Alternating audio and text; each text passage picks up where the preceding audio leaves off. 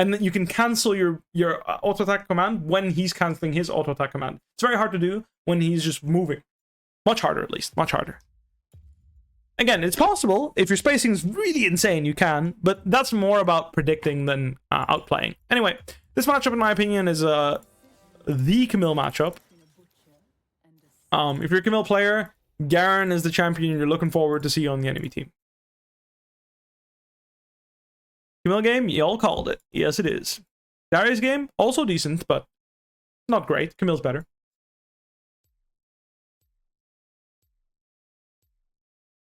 But that is, generally speaking, the idea behind concepts.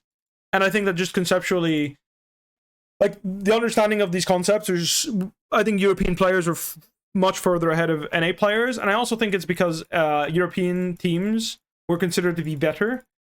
So, like, for example, when I was scrimming in 2018 in Fnatic, already, like, my predecessors from 2017, 2016, etc., had earned the respect of high-level Asian teams, right? Like, I was on Fnatic. Fnatic had a great reputation as a good international team.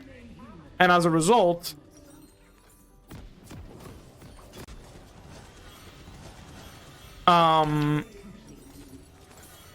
you could get scrims with the best. Like, we could scrim RNG, we could scrim T1, we could scrim all the best teams, and these were the teams that really put you in your place, you know? Like, they really showed you, oh, that's how a matchup was played.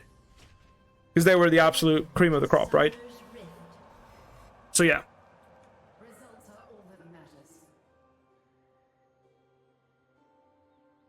The day has come, a Camille game. Here we are. Garen is definitely in one of his best spots in years. He is in a very good spot. I think Conquer Ignite Garen works. I think Phase Rush Garen works. I think in general Garen's in a really good spot right now. Was NRG versus G2 results a fluke or not in your opinion? Like I said, based on what we're talking about, I don't think so. I think that they just had preparation for G2, and G2 just was not prepared to play the drafts that were presented. Why no Ignite TP? I think E-flashing is going to be very valuable this game. Also, when TF walks up to me with the gold card, I can flash R him. You don't have the R range to R TF. You see it's shorter than TF's gold card range. So you can flash R him when the gold card's flying, and you can immune it. I want to start lane here in pressure. I don't really want to leash if I can avoid it. This is why this matchup is good, because you just... Alright, enough trading. But this is why this matchup is good, because your passive just eats most of his spin. And then you can disengage and just heal up with W, and there's not much you can do about it. My bad there. I channeled W before he... Like, I channeled W before he was in range, and he could have just kept running. The only reason he got hit is because he walked back into it. But yeah, see what I mean? You just eat most of his trade pattern like this early game, and then it's kind of the same later on. Obviously, later on he starts getting enough damage to, like, thingy you. But at that point, you have so much true damage that you don't really give a shit.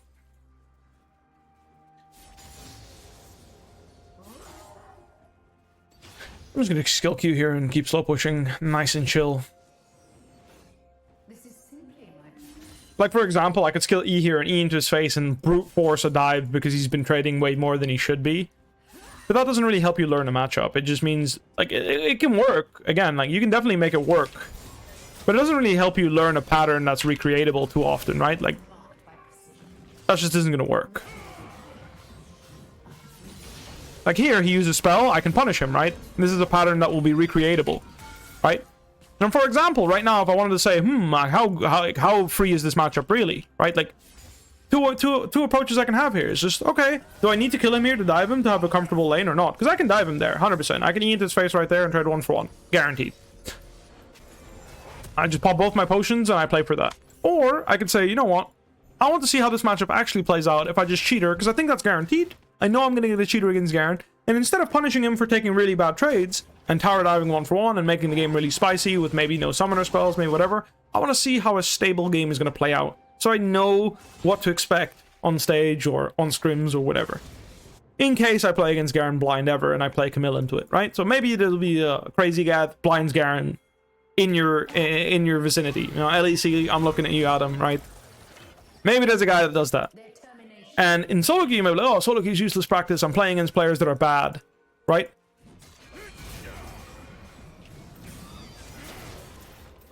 My bad there. I got hit by the tower shot when I had no passive up, so that's bad. Shouldn't have E'd. See what I mean? Like there, it's like, okay, so if I take a short trade, I win it. But if I extend with E, I need to be mindful. Don't want to get hit by tower shots, right? Can I stop him from crashing the wave here? If I didn't E, could I stop him from crashing this wave here? That's the type of, that's the type of information you want to gather when you're practicing League of Legends. The type of concepts you want to see. Like right now, if I walk into him with both my potions running, can I stop this guy from crashing the wave? It looks like the answer is yes. I can stop him from crashing. I don't need to fight him to the death. Even though he's playing Ignite and I'm playing TP, I can cheater and I can fight him off the minion wave. I even tanked a tower shot and I could still do it. So I know for a fact now, next time I play this, I can follow this exact pattern, the same skill order I did, and as long as I play my trades properly and don't don't walk into a spin and lose all my HP, I can recreate that exact same pattern.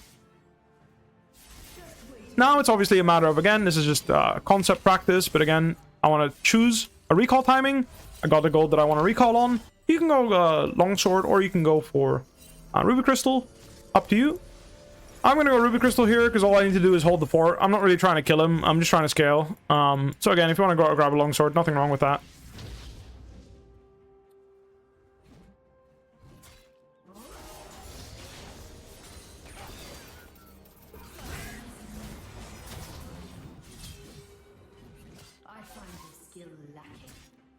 He has a big wave now. I don't have spells to stop him from freezing. The wave is too close to my tower, so I back off. Oh wow, I should have CS'd a bit better there. Longsword diff. You can say it. And now we slow push the wave and rinse repeat, right? And now I have a 15 CS lead, right? This is 6 CS on his wave, 6 CS on my wave. I have a 15 CS lead just from playing super standard League of Legends. Nothing crazy. I know for a fact I can recreate this. Maybe the CS lead shouldn't be 15. Maybe this guy can not trade as poorly or CS a bit better. And it's a smaller CS lead.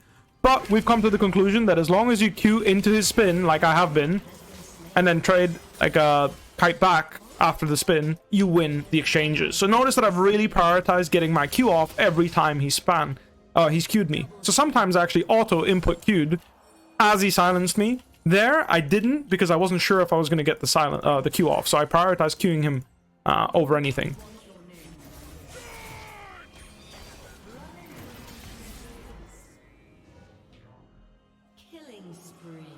There, I tried to Q, get the movement speed from Q, and then run up to him to hit him with the W, but he used this Q to remove the slow and dodge into me, so I used my E to punish him there.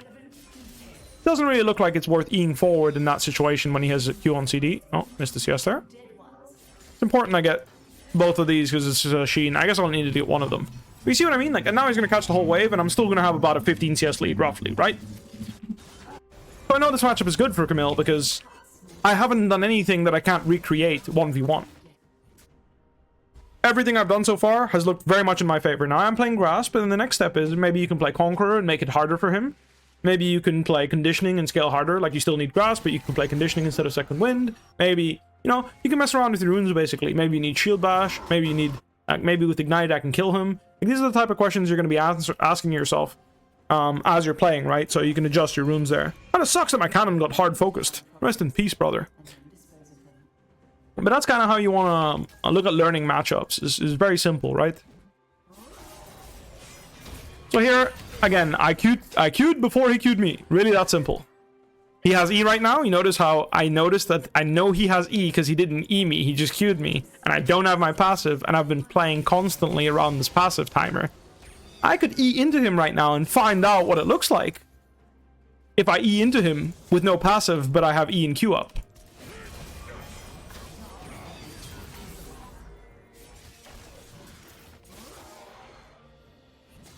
There, I didn't proc my passive, and suddenly the trade looks a lot closer in my opinion. I'm not that satisfied with that trade, because it looks a lot closer than it has been. You see what I mean?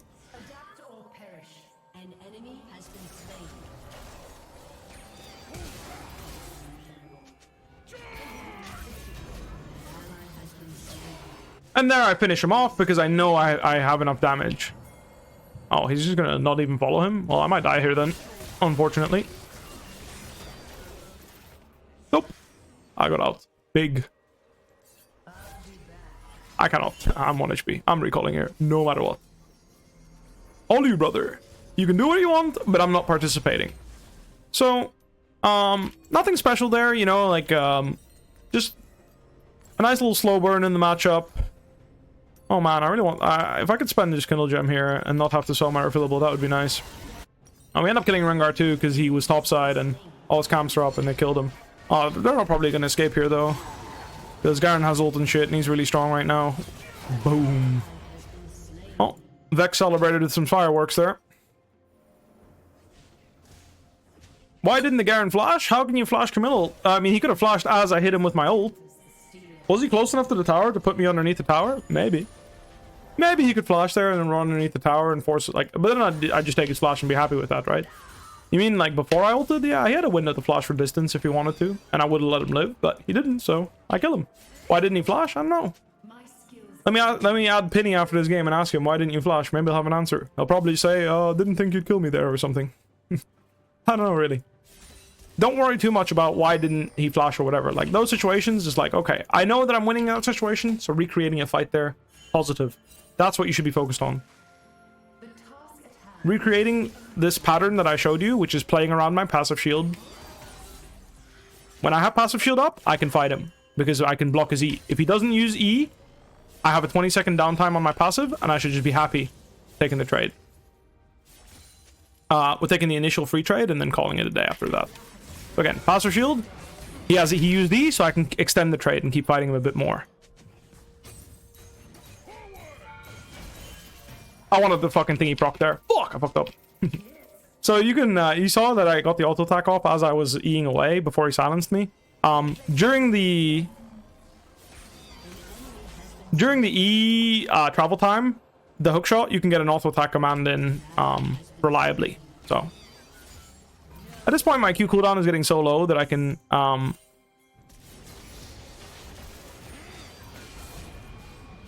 just kind of fight him here. I don't know if his ult is up. It's soon. I think this will be my last timing here. I think that was the last trade I could take before his ult is up. He has flash and I don't, so I'm just going to E out here after I get 750, because I'm just going to grab my Divine Sunderer component and TP back. That's just that was just me tanking a tower shot there, because I was trying to get demolished. That's why I have to take a base here. Normally I wouldn't have to, but since I lost my... whatchamacallit? Since I lost my HP, my valuable HP, I was thinking about ulting him, but there's like a... I think he can tank me and then flash out later, so I'm just gonna take the small advantage of his flash here, guaranteed. Deny him this cannon, and then just try to get some plates here on this wave. I'll see what I can get. I'm happy with the small advantage. Again, I don't feel the need to get a big advantage. Once I get Sunderer, this matchup gets really rough, like way rougher for him. I'm much closer to Sunderer because I already have a big gold lead, because I solo killed him and I have like a 30 CS lead. So really, I don't need to take any risks to try and kill him or whatever. I'm just going to fight him when it's in my favor, basically. So again, I've done nothing crazy this matchup, and it's looking pretty Camille favored if you ask me, right? A solid 25 CS lead here. One more wave before I get my mythic, so I get my mythic before he does. And just in general, it's been all she wrote for him, all misery basically. Trying to get a Q there, but didn't. If I could Q him on the way out there, maybe I could have gotten a good trade.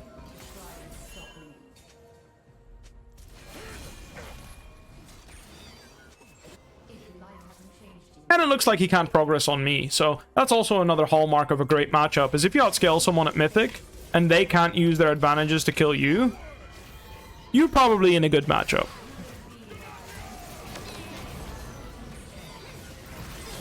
Like, I can pressure him when I'm in a stronger position with higher health thresholds, and like better items and whatever, but when he has better items, etc., it's hard for him to pressure me. I still interact pretty favorably with him.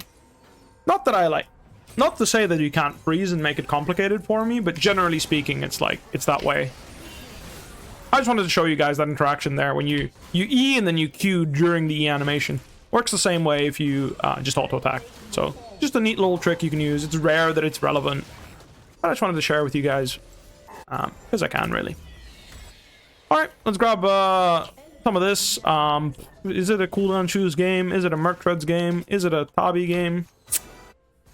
It's probably Merc Treads, to be honest with you. It's like Merc Treads, Hydra, Hullbreaker, Death Dance type of game is what I'm feeling. Gonna go Star Axe instead of Death Dance too, but that's kind of what I'm looking at. The reason why I like Death Dance a lot in Camille when I'm fed is because you single out one guy and then you cleanse 30% of the burst damage that they do when you single someone out. Oh man, do I love it when TF ports on his own lane. And again, there's like nuance. What do you do when he proxies? What do you do when he freezes? What do you do? Like, what does he do? Etc, etc. But that's like general concept of League of Legends. That has nothing to do with any particular matchup. That's true for across the board.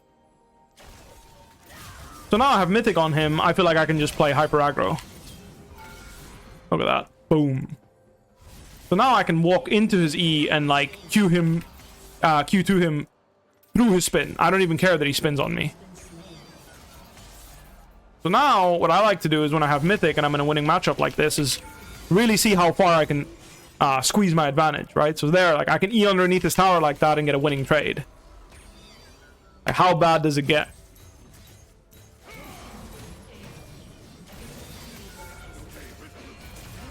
Pretty bad, it seems. Oh, one extra tower shot. Hopefully I don't get Rengal and die off that. Pretty bad. Alright, because I took an extra tower shot, I'm going to compensate, and I'm going to compensate, and I'm going to take a recall here instead of taking the tower. Disgusting item? Oh yeah. I'm very happy that they're removing this from the game. I don't think it's healthy at all. But I'm not going to pretend like it doesn't exist and not buy it. I also think that if you just go Trinity Force, it's not much better for him, by the way. Like, he's still going to get shit on, so... Don't worry. This matchup will still be good after the changes. Is Camille a good blind pick? I wouldn't say so, no. I think the meta being Jax, Renekton... well, Jax especially still meta, but Renekton is also meta, and I don't think she's great into either of these.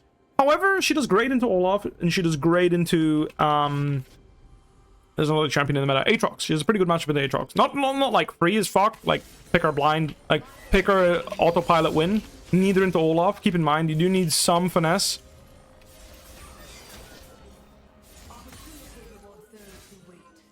Need some precision, if you will, in these matchups. Definitely. I'm kind of in the mood to TP here, I'm not gonna lie, but I don't know.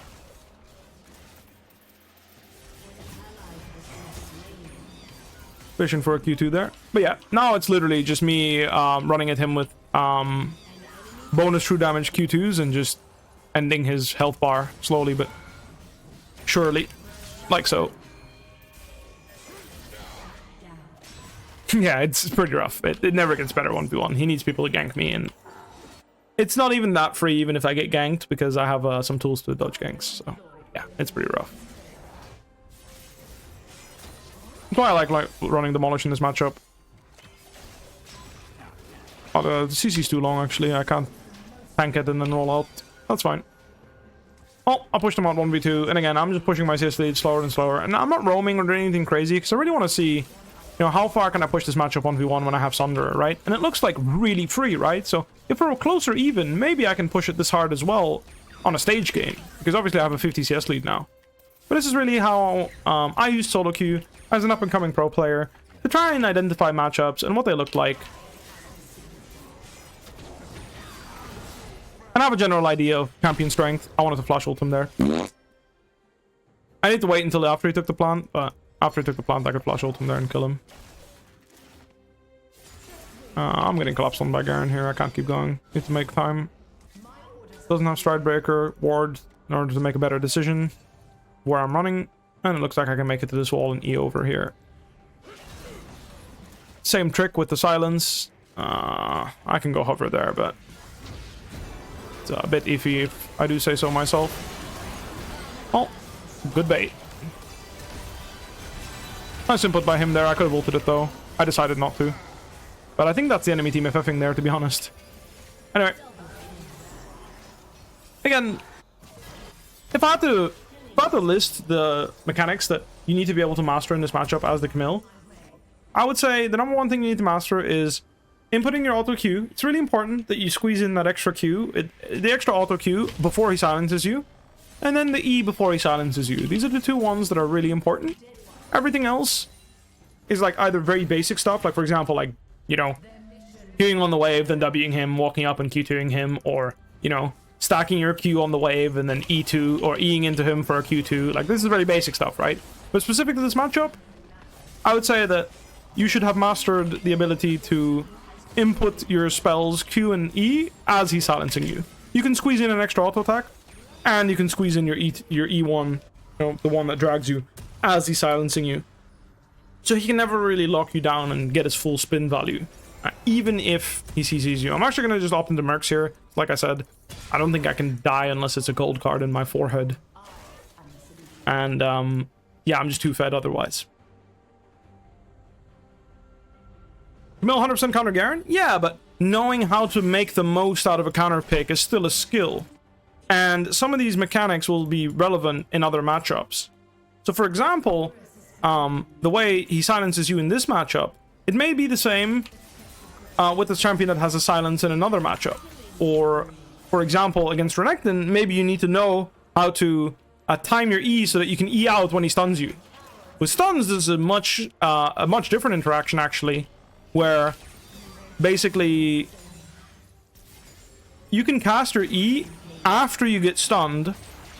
However, if you get stunned during the CC, during your E1 cast, so the drag, the hook shot, it will interrupt your E completely, and you will not even dash away. It will just stop you. So you see, like right now, right now, you see when I'm dragging myself to the wall, that timing, if I get stunned during that, it will drop my E completely.